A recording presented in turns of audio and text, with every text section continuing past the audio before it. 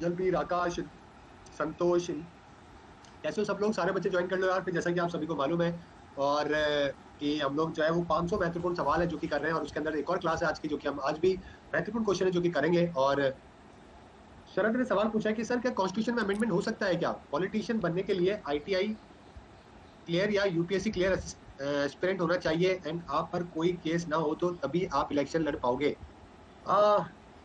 Constitution में amendment हो सकता है, मतलब होने में तो, लेकिन बात यह है ना कि अगर कोई केस नहीं होगा तो केस तो कोई भी किसी भी कर सकता है। केस करने के लिए कोई बड़ी बात थोड़ी ना है, तो ऐसे तो देश में कोई एलिजिबल ही नहीं हो पाएगा। समझ रहे हो? हर आदमी जो है वो इनोसेंट होता है जब तक उसका केस उसका वो प्रूव नहीं होता है। दूसरी बात, यूपीएससी क्लियर की बात की है, अगर तो ये लोग कभी ऐसा करेंगे नहीं, पॉलिटिशियन क्यों करेंगे? अपने पैर पे कुल्हाड़ी क्यों मारेंगे? Good morning everyone, good morning Manish. ठीक है guys, तो चलिए स्टार्ट करते हैं। हमारे देखते हैं आज के महत्वपूर्ण सवाल कौन कौन से हैं। एक बार सारे बच्चे ज्वाइन कर लो यार, फिर स्टार्ट करते हैं। अभी तो 1 मिनट हुआ है, सारे बच्चे ज्वाइन कर लो।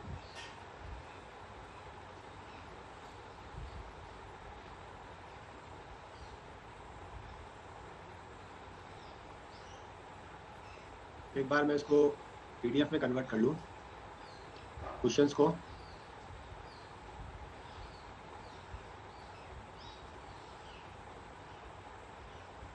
सारे बच्चे ज्वाइन कर लो एक बार।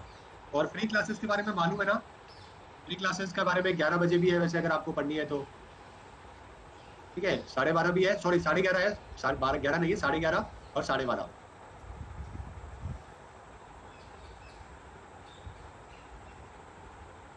एक बार मैं इसको क्वेश्चन को पीडीएफ में कन्वर्ट कर लेता हूँ, थोड़ा सा टाइम दो।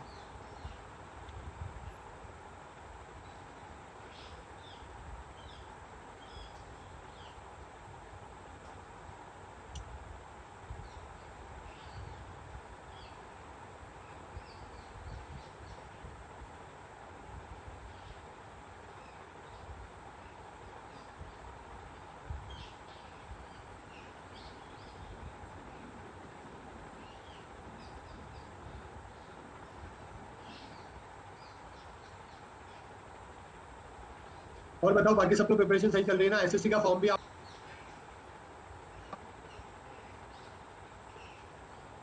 डेली 1 घंटा जो है वो 2 घंटा आप इंग्लिश को देना चालू करो, क्योंकि आप रेलवे के सोच रहे थे, लेकिन अगर आपको इंग्लिश भी बचपन से कोई पैदा होता है वो तो आया नहीं, तो जीके को थोड़ा सा स्ट्रॉन्ग, समझ रहे हो? और अच्छी बात है ना, अगर आप ये मान के चल रहे हो कि एसएससी के लिए अगर आप मैथ और रीजनिंग को थोड़ा स्ट्रॉन्ग कर रहे हो, जीके को थोड़ा सा स्ट्रॉन्ग कर रहे हो, तो अगर रेलवे में, तो फिर आपको रेलवे तो निकल ही जाएगा।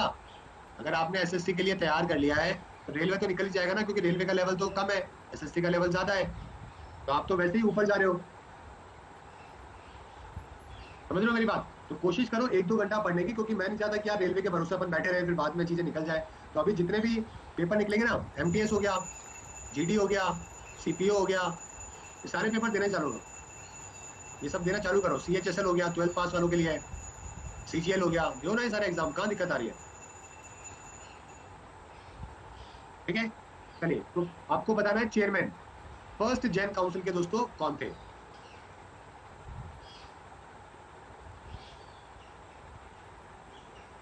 मेरा आपका पोल, जल्दी से आंसर करो।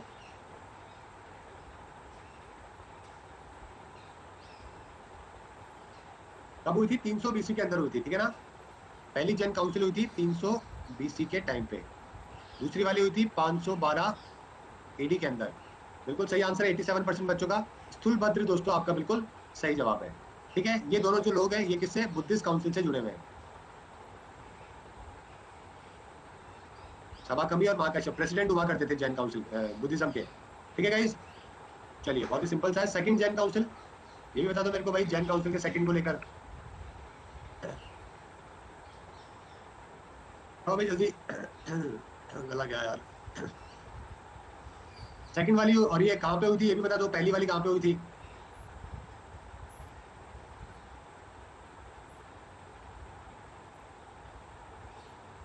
हाँ पाटलिपुत्रा के अंदर है ना, पाटलिपुत्रा के अंदर हुई थी। बिल्कुल सही है, पहली वाली जो हुई थी वो कहाँ पे? फर्स्ट जो हुई है वो हुई है आपकी पाटलिपुत्रा में। दूसरी वाली कहाँ पे? पल्लभी के अंदर। ठीक है, दोनों के बारे में ध्यान रखिएगा। हाँ, ओके। और सेकंड वाली को हम लोग मथुरा काउंसिल या फिर वल्लभी काउंसिल भी कहते हैं, है ना। साइमल्टेनियसली होती है मथुरा के अंदर भी और वल्लभी के अंदर भी। ठीक है गाइस।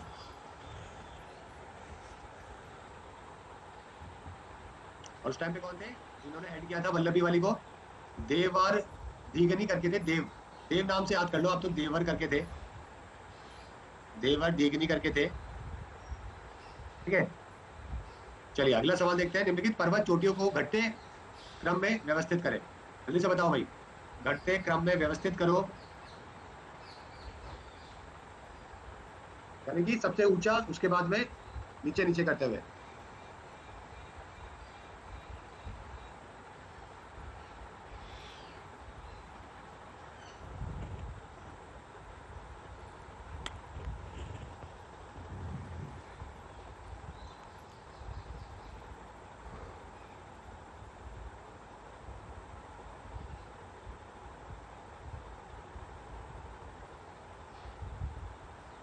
चलिए बहुत सही, यहाँ पे काफी बच्चों का सही आंसर आ रहा है वैसे।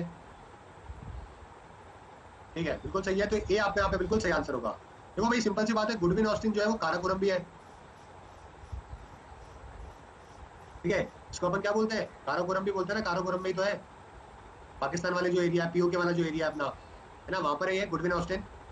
ओके, हाँ K2 जिसको अपन कहते हैं। दूसरा दोस्तों कंचनजुंगा अपने सिक्किम के अंदर है। दुनिया के अंदर ये जो है वो सेकंड नंबर पर है, सिक्किम जो है अपना कंचनजुंगा थर्ड नंबर पर है। उसके बाद में फिर गशर, उसके बाद नंगा पर्वत है, उसके बाद में ग्रोशर ग्रुम है, तो यानी कि ये आपका बिल्कुल सही आंसर हो जाएगा। ठीक है गाइस। भारत का पहला विश्व धरोहर शहर कौन सा है? बहुत ही सिंपल सा सवाल है, जल्दी से बताइए। वर्ल्ड हेरिटेज सिटी, यूनेस्को के द्वारा इंडिया की 2 सिटीज है, अभी रिसेंटली जयपुर को भी इंक्लूड किया गया था एज ए 38 यूनेस्को साइट के तौर पे, याद है ना। और सिटी की बात करें तो दोस्तों अहमदाबाद, गलत जवाब सभी बच्चों का, 64 बच्चों ने सिर्फ सही पर सही किया। इलाहाबाद दोस्तों पहली सिटी है जिसको इंडिया की हेरिटेज सिटी में इंक्लूड किया गया है। जयपुर उसके बाद में है, जयपुर तो ऑप्शन में भी नहीं है यहाँ पे, फर्स्ट तो अहमदाबाद थी। गोवा दोस्तों कब भारत का इंडिपेंडेंट स्टेट है जो कि बना था? एक बार मेरे को पोल लाने दो, बताओ भाई।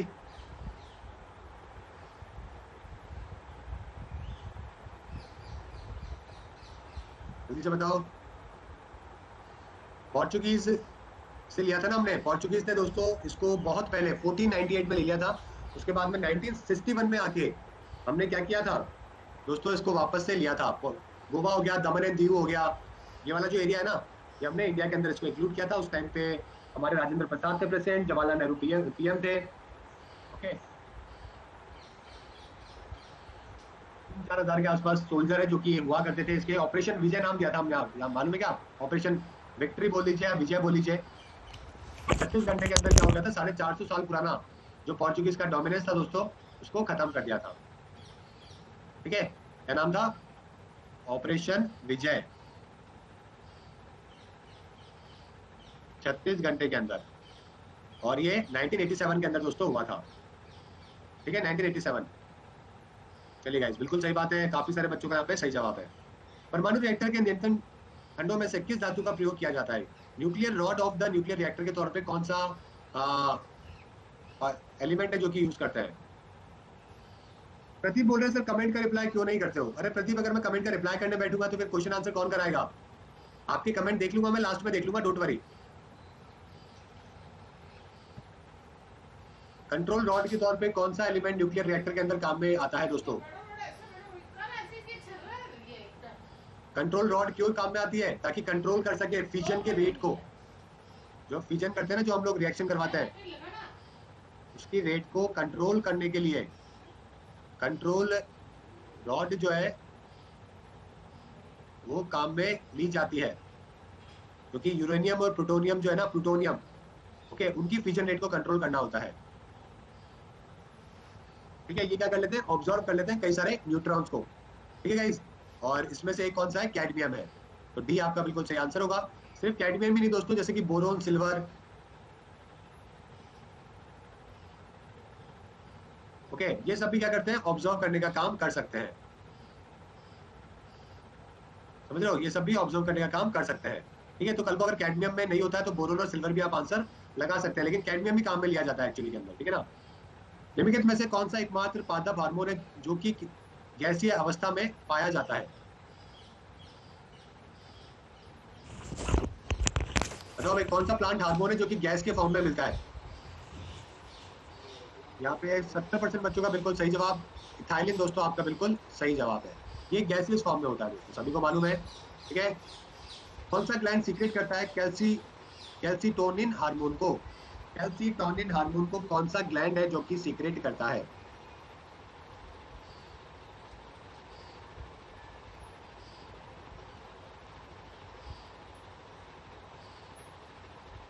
बताइए।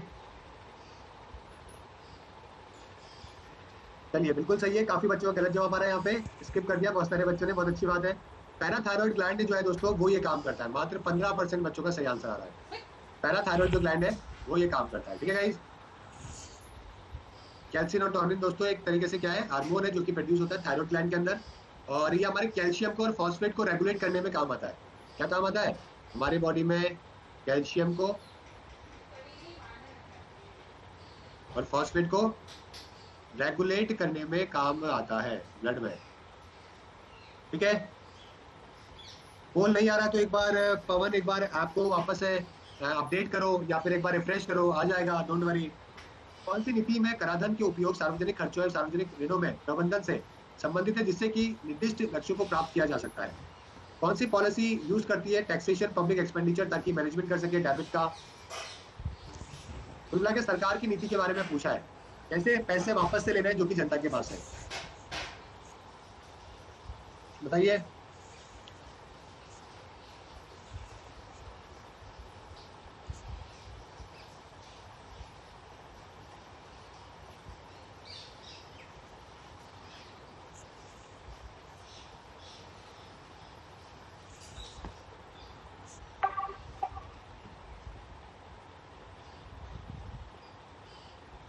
चलिए, बिल्कुल सही है, यहाँ पे फिस्कल पॉलिसी दोस्तों, राजकोषीय नीति आपका बिल्कुल सही जवाब होगा।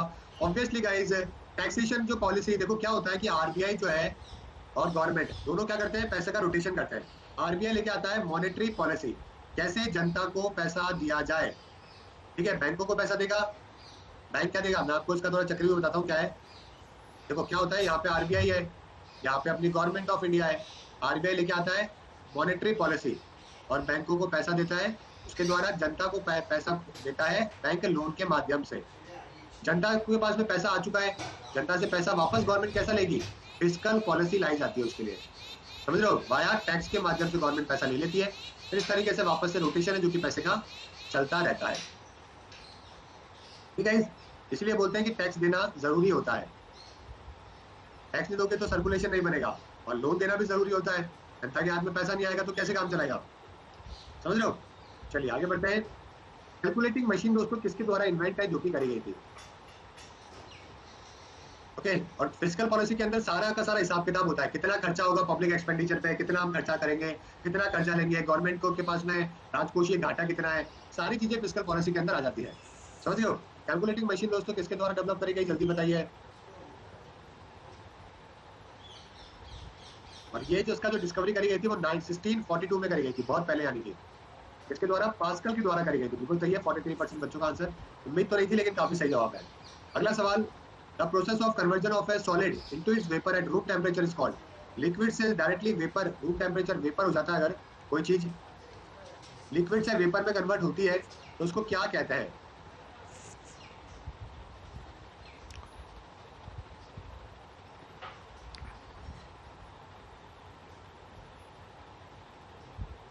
ठीक है, अगर देखो लिक्विड से गैस कोई चीज होती है तब उसको क्या बोलते हैं, वेपराइजेशन भी कहते हैं या फिर इवेपोरेशन भी कहते हैं। बिल्कुल सही जवाब 60% बच्चों का। अरे भाई सब्लिमेशन नहीं होता, सब्लिमेशन में क्या होता है, डायरेक्टली कन्वर्जन होता है, सॉलिड से कन्वर्जन होता है, सॉलिड टू गैस होता है इसके अंदर। तो मैंने यहाँ पे लिक्विड टू गैस बोला यार, क्या कर रहे हो। 1857 के स्वतंत्रता संग्राम में इलाहाबाद में भारतीय नेतृत्व में किसने किया था? बताओ भाई किसने किया था नेतृत्व? कल भी मैंने बताया था इसके बारे में।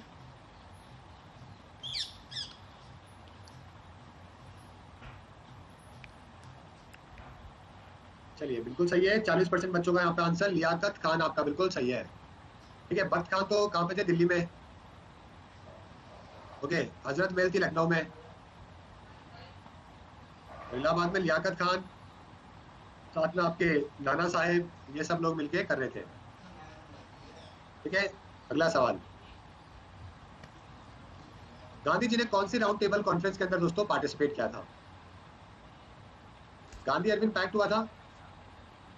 गांधी अरविंद पैक्ट हुआ था ना। उसके बाद गांधी जी तैयार हो गए थे राउंड टेबल में जाने के लिए, क्योंकि अरविंद ने गांधी जी की काफी सारी बातें जो कि मान ली थी। समझ रहे हो? बस उसमें से एक बात नहीं मानी थी, जो कि भगत सिंह और अपने जो लीडर वो थे ना अपने, ठीक है, भगत सिंह, राजदेव, सुखदेव, तो इनको फांसी वाली बात नहीं मानी थी। इसके अलावा सारी बातें जो है वो यहाँ पे मान ली गई थी अरविंद के द्वारा। फिर गांधी जी चले गए थे इंग्लैंड और वहां पे सेकंड राउंड टेबल कॉन्फ्रेंस के अंदर पार्टिसिपेट किया। पहली में भी नहीं किया, तीसरी में भी नहीं किया, लेकिन बात यहाँ पे बनी नहीं, ये लोग आजाद करने को तैयार नहीं थे। ठीक है, अगला सवाल। 6 से 14 वर्षों की शिक्षा के अधिकार भारतीय संविधान के किस अनुच्छेद द्वारा मौलिक अधिकार में जोड़े गए हैं? बताओ भाई। राइट, आरटीई के बारे में बात कर रहे हैं, राइट टू एजुकेशन के बारे में। 2010 से इफेक्टिव हुआ था। 6 से 14 साल तक के बच्चों के लिए हमने क्या बोला था कि आर्टिकल 21 में इसको इंक्लूड करेंगे, राइट टू लाइफ में, right to life and personal liberty. आपको लगता है क्या कि कोई पढ़ाई के बिना कोई लाइफ है, कोई लिबर्टी है? पॉसिबल ही नहीं है। तो 86 कॉन्स्टिट्यूशन अमेंडमेंट एक्ट है, के द्वारा हमने ये किया था। तो आंसर हो जाएगा आपका डी दोस्तों। निम्नलिखित में से कौन 1935 के भारत सरकार अधिनियम की एक विशेषता नहीं है?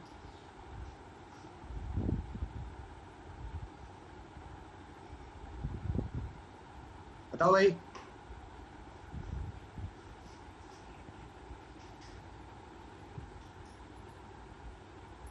कौन सा वाला सिस्टम? देखो एक बहुत ही इंपॉर्टेंट पॉइंट है 1935 के गवर्नमेंट ऑफ इंडिया एक्ट जो है ना, 1935 के अंदर बहुत ही इंपॉर्टेंट एक चीज है जो कि आपको हमेशा याद रखनी है। समझ रहे हो? जो कि आपको हमेशा याद रखनी है। वही वाला क्वेश्चन बनाया मैंने इस बार।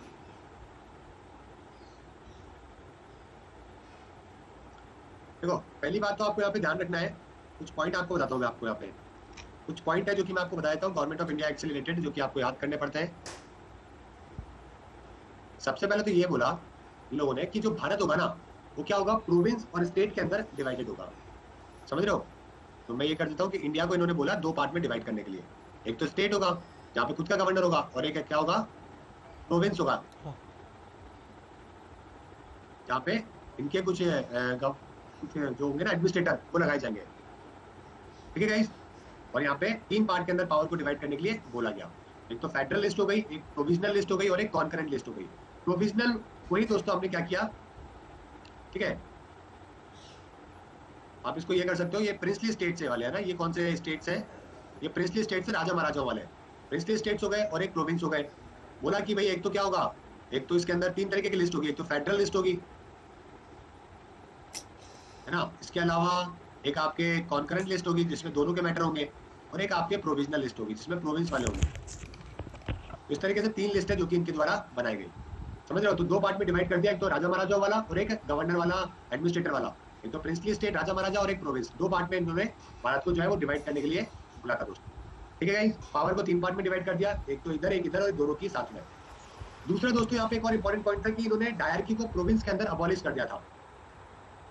समझ लो, डायरकी जो है ना, जो ड्यूल गवर्नमेंट जो थी, इसको प्रोविंस वाले एरिया में इन्होंने हटा दिया था। समझ रहे हो मेरी बात? और प्रोविंस वाला जो एरिया था उनको ऑटोनॉमी है जो कि देती थी। ठीक है, ये आपको ध्यान रखना है। साथ में यहाँ पे इन्होंने एक और काम किया, डायरकी को कहाँ पे लिया ये लोग, प्रोविंस से हटा के सेंटर में लिया है। एक और पॉइंट है यहाँ पे, ये कहाँ पे लिया है इसको, प्रोविंस से हटा दिया और उसको सेंटर के अंदर लिया है दोस्तों। ठीक है, ये बोला कि भाई जो ड्यूल गवर्नमेंट है जो है वो सेंटर से होगी, यानी कि एक तो प्रोविंस होंगे और एक आपके प्रिंसली स्टेट्स होंगे। लेकिन प्रोविंस से दोस्तों उसको हटा दिया। साथ में इन्होंने बायकैमरलिज्म इंट्रोड्यूस कर दी। साथ में इन्होंने जैसे कि अपने लोकसभा राज्यसभा है ना, वैसे 11 प्रोविंस में से 6 के अंदर क्या कर दिया इन्होंने, बायकैमरलिज्म है जो कि लगा दी। ठीक है, जैसे क्या था, अपर हाउस होगा और एक लोअर हाउस होगा, इस तरीके से इन्होंने बना दिया। ठीक है गाइस, तो ये बात आपको यहाँ पे 4 पॉइंट है जो कि आपको ध्यान करने हैं, 1 2 3 पॉइंट आपको ध्यान रखने हैं। तो यहाँ पे देखो सवाल, 1935 का फीचर कौन सा नहीं है? अभी देखो, diarchy at the centre as well as province, सही है क्या ये? अभी देखो इसका आंसर करो एक बार, अब वापस से एक बार इसका आंसर करो। By cameral, legislative, provisional autonomy, all India federation. All India federation जो नाम दिया गया था वो इसी को दिया गया था, इंडिया जो मैंने बताया ना, इसको ये लोग ऑल इंडिया फेडरेशन है जो कि कहते थे। उसके अंदर 2 पार्ट थे, प्रोविंस के और स्टेट के। चलो ठीक है, 83% बच्चों का सही आंसर है, यानी कि ये समझ गए, ये आंसर होगा। डायर की सेंटर में तो थी लेकिन प्रोविंस में नहीं थी। ठीक है, चलिए, इंडिया यूनिवर्सिटी एक्ट 1904 दोस्तों किसकी गवर्नरशिप के अंदर पास है जो कि किया गया था? कौन था? 1905 में विभाजन हुआ था, तो आप समझ सकते हो कि कौन था उस टाइम पे वाइसरॉय।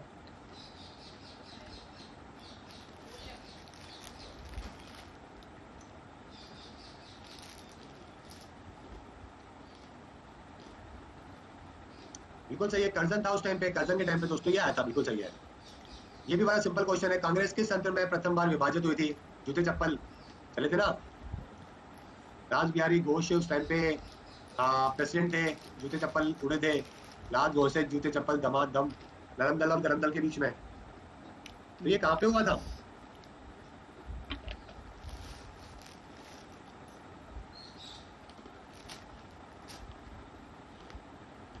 बिल्कुल सही है,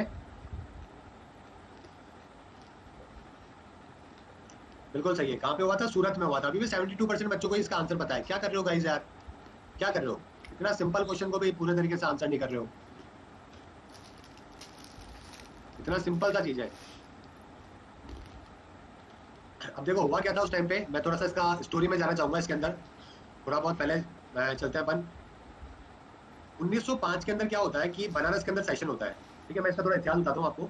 1905 में क्या होता है, बनारस में सेशन होता है, गोखले जी प्रेसिडेंट बनते हैं और पहली बार डिस्कशन किया गया स्वराज के ऊपर। 1906 के अंदर दादा भाई नौरोजी बनते हैं कैलकाटा के अंदर, समझ रहे हो? लेकिन उस टाइम पे स्वराज के बारे में ज्यादा डिस्कशन जो है वो नहीं हो पाया। अब गोखले जी और दादा भाई नौरोजी दोनों टाइम पे, एक बार तो स्वराज का हुआ डिस्कशन, दूसरी बार इतना ज्यादा नहीं हो पाया। ठीक है, क्योंकि दूसरी बार 1906 में स्वराज के ऊपर रेजोल्यूशन पास जो है ना, वो करने का मोटिव ज्यादा था नहीं। उनको लग रहा था कि अभी तो पास होएगा नहीं, अभी तो आप कर नहीं पाएंगे, ऐसा करके। 1907 में क्या होता है कि जहां पर जो एरिया का पर्सन होता है, मतलब पहले तो ये और की होने वाली थी, पहले जो है ना, मतलब कुल मिला के अगर गरम दल के पास में आ जाती है, गरम दल के पास में प्रेसिडेंटशिप आ जाती ना, तो डेफिनेटली क्या होता, तो ये स्वराज वाला जो है ना मुद्दा, ये पास हो चुका होता। क्योंकि गरम दल के लीडर सारे के सारे चाह रहे थे कि इसको पास है जो कि किया जाए। समझ रहे हो मेरी बात? तो सेशन 1907 का नागपुर में कराने वाले थे। ओके, और नागपुर के अंदर जो लाला लाजपत राय, बाल गंगाधर तिलक जो कि गरम दल के लोग थे, उनका स्ट्रॉन्ग होल्ड था। और अगर नागपुर में होता तो ये लोग जो है प्रेसिडेंट बन जाते और उस टाइम पे जो है स्वराज पे बिल पास हो जाता। तो नरम दल के लोगों ने दिमाग लगाया, बोला कि यार नागपुर में कराएंगे ना तो यहाँ पे गरम दल के लोग हैं जो कि प्रेसिडेंट बन जाएंगे। तो एक काम करते हैं, गोपाल कृष्ण गोखले ने क्या किया, नागपुर से सेशन को सूरत में शिफ्ट कर दिया। उनको लगा कि तिलक जो है वो वहां पे जीत जाएंगे प्रेसिडेंटशिप, तो उन्होंने क्या किया, उसको सूरत में शिफ्ट कर दिया और सूरत के अंदर जो है वापस से नरम दल के लोग बन गए, यानी कि राज बिहारी घोष है जो कि नरम दल के लोगों ने सपोर्ट किया राज बिहारी घोष को और वहां पे उसको उनको चेयरमैनशिप जो है वो दे दी। समझ रहे हो? ठीक है, अब ये मुद्दा हो गया। अब इस मुद्दे को उठाया गया गरम दल के लोगों के द्वारा कि आपने तो चीटिंग करी है, नागपुर में हो रहा था, आप लोग यहाँ पे लिया, यहाँ पे आपने इनको जिता दिया, अब ये वापस रेजोल्यूशन पास नहीं होगा। तो इस वजह से दोस्तों दोनों के बीच में डिफरेंसेस आ गए और नरम दल और गरम दल दोनों के बीच में क्या हो गई, लड़ाई हो गई, दांत घोंसे चप्पल जूते सब चले। ओके, और इस वजह से क्या हो गया, फिर वहां पे केस भी हो गया। ओके, और बाल गंगाधर तिलक जो है दोस्तों क्या हो गए, 6 साल के लिए जो है वो जेल भी चले गए थे। ठीक है, चलिए आगे बढ़े। चलिए, सबको समझ में आ गया, बैकग्राउंड समझ में आ गया क्या सबको? यस करके बताओ। सूरत स्प्लिट से ब्रिटिशर्स की जो डिवाइड एंड रूल वाली जो थ्योरी थी ना, उसको काफी फायदा मिला था, काफी फायदा। क्योंकि 1905 में तो देखो बंगाल का विभाजन हुआ, फिर 6 के अंदर वापस से 2007 में 1907 में वापस से ये वाला इशू हो गया, सूरत सेशन हो गया। समझ रहे हो? तो ये जो है ब्रिटिशर्स के लिए काफी एक अच्छा वो माना गया था, आईएनसी के द्वारा उनको एक्सपेल कर दिया गया। बाल गंगाधर तिलक जेल में चले गए, लाला लाजपत राय को एक्सपेल कर दिया गया, विपिन चंद्र पाल जो थे ना लाल बाल पाल वाले, वो उन्होंने जो है पार्टी बदल ली थी, वो एक्सट्रीमिस्ट से मॉडरेट में आ गए थे मतलब नरम दल से गरम दल से नरम दल के अंदर आ गए थे विपिन चंद्र पाल को। लाला लाजपत राय जी को निकाल दिया गया था, बाल गंगाधर तिलक जी 6 साल के लिए जेल में चले गए। ठीक है, फिर उसके बाद में इनको वापस से 1916 के अंदर दोस्तों वापस से लखनऊ सेशन के अंदर ये वापस से रीयूनाइट हुए थे। उस टाइम पे है ना एनी बेसेंट ने काफी मदद करी थी इनकी। ठीक है, 31 मई को क्या मनाया जाता है भाई, जल्दी से बताओ क्या मनाया जाता है? बहुत ही सिंपल सा क्वेश्चन है, काफी बच्चों को आएगा नहीं।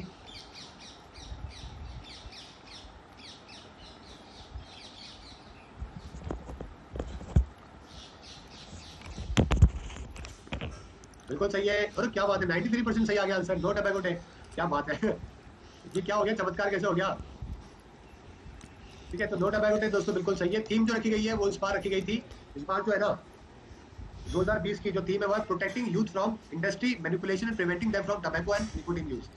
तो प्रोटेक्टिंग यूथ आपको तो याद कर लो, बस पूरा याद मत करो, प्रोटेक्टिंग यूथ याद कर लो, इतना ही बहुत है। 2020 की बता रहा हूँ, निकोटीन यूज से बचाने के लिए। अभी हुआ नहीं है लेकिन होने वाला है ना, तो थीम आ चुकी है।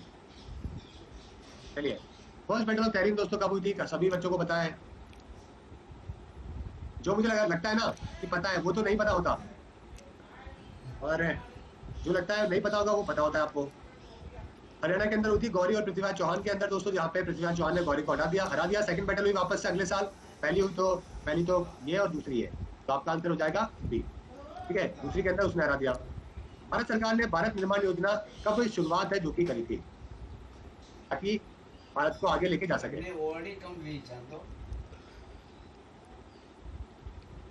बताओ भाई, भारत निर्माण योजना की जो शुरुआत करी गई थी वो किस लिए करी गई थी? 6 एरिया में फोकस करने के लिए, बिजली, पानी, सड़क, इरिगेशन, टेलीकम्युनिकेशन और हाउसिंग।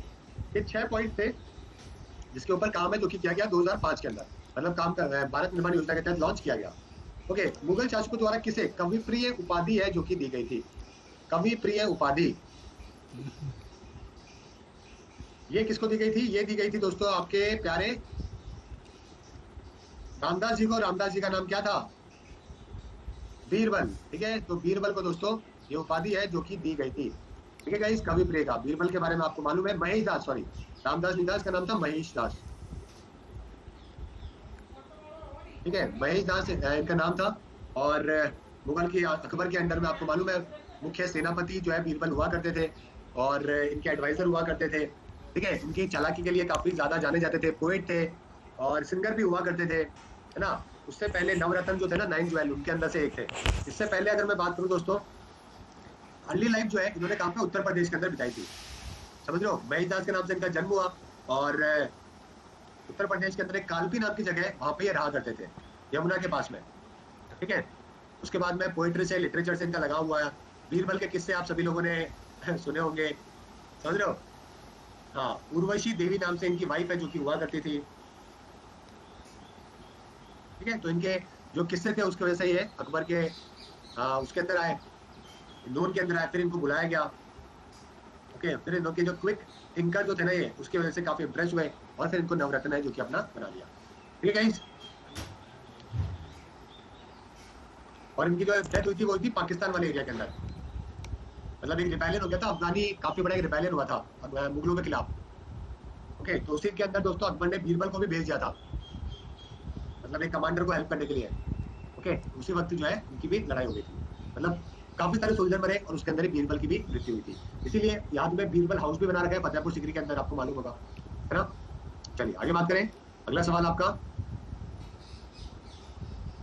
निम्नलिखित में से कौन सी गैस है जो कि सन के अंदर प्रेजेंट होती है? बहुत ही सिंपल सा एक और सवाल, ये आपको मालूम होगा यार, बहुत ही बच्चों वाला सवाल है। हाइड्रोजन और हीलियम। ठीक है, हाइड्रोजन और हीलियम है जो कि आपको देखने को मिलती है।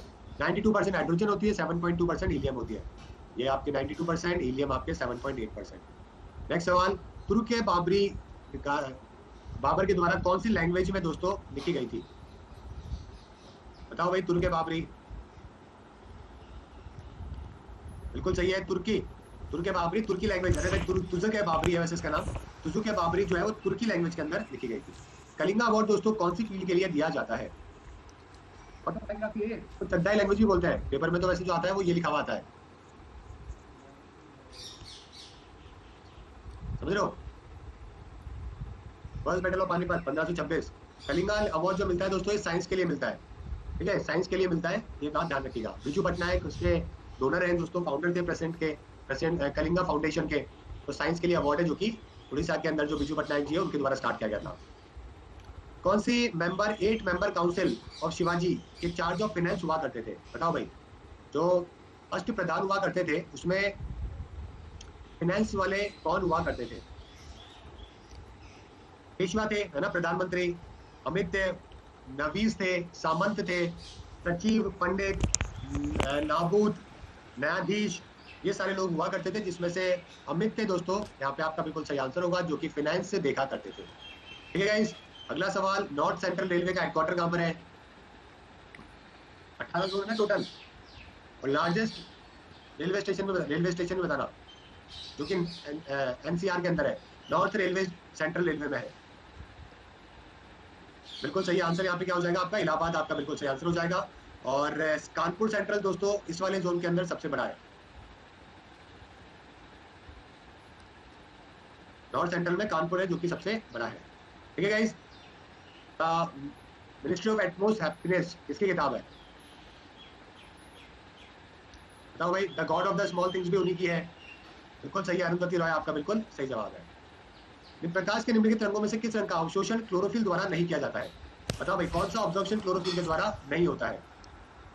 ब्लू और रेड लाइट के अंदर होता है वैसे मैक्सिमम, आपको बताता हूँ। ब्लू और रेड लाइट के अंदर मैक्सिमम होता है, ठीक है, लेकिन पुअरली होता है किसके अंदर? ग्रीन के अंदर। बिल्कुल सही जवाब है, ग्रीन के अंदर दोस्तों। ठीक है गाइस, अगला सवाल, फादर ऑफ ऑपरेशन फ्लड कौन थे? लास्ट क्वेश्चन है आपका, बताओ भाई आंसर क्या होगा? बिल्कुल सही है, वर्गीस कुरियन, अमूल के फाउंडर। अमूल पीता है इंडिया, सबको मालूम है ना। हाँ, तो बस उसी के जो है ऑपरेशन फ्लड इनके द्वारा लॉन्च है, जो कि किया गया था। ठीक है गाइस, एक बार देख लेते हैं पूल के अंदर सबसे आगे कौन रहा है, सबसे पीछे कौन रहा है। ये आज के आपके महत्वपूर्ण सवाल थे। वैसे लीडर बोर्ड शो करिए, करते हैं एक बार, रुकिए।